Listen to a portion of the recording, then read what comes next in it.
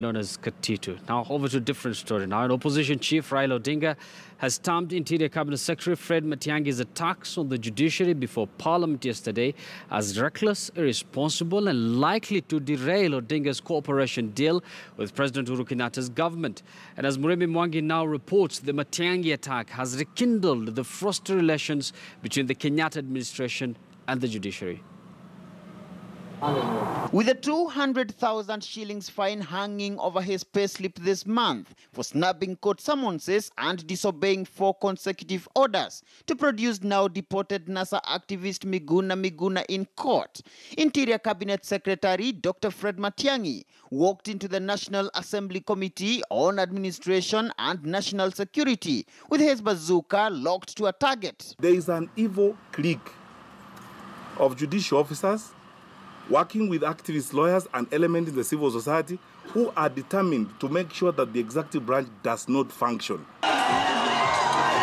But the outburst has rattled opposition chief Raila Odinga and now threatens to break Odinga's newfound unity with Matiang'i's boss, President Uhuru Kenyatta. Odinga now terming the CA's attack on the judiciary as reckless, unethical and highly irresponsible, and deviating from the Kenyatta-Odinga March 9th agreement to use all social and political platforms to foster reconciliation. Each individual to take responsibility for his own actions, not pretending that it is government.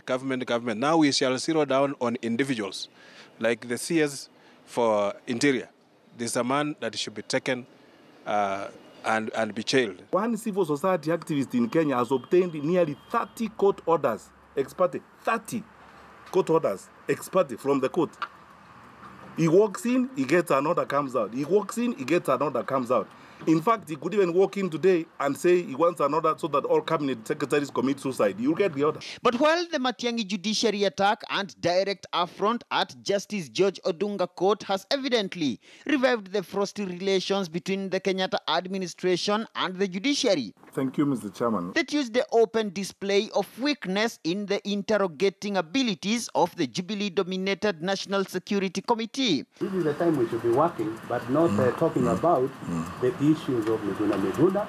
Evidenced by the multiple interruptions of Kiambaa legislator Paul Koinange, who chairs the committee, appears to cast a weighty burden on the judiciary in its future enforcement of adherence to the law amid these latest attacks. I think the media cannot take this short. This state of affairs also placing on the spot former appellate court president, now new Attorney General Kihara Kariuki, who took over at Sharia House at exactly the same time Matiang'i was attacking his former colleagues in the judiciary. Justice Kihara, we expect him to do better than his predecessor. We expect him to live by the oath of his office, and we expect him to advise the government that the government is supposed to protect the Constitution and implement it to its letter. We must be led by the Constitution of this country and the rule of law. And anybody here who is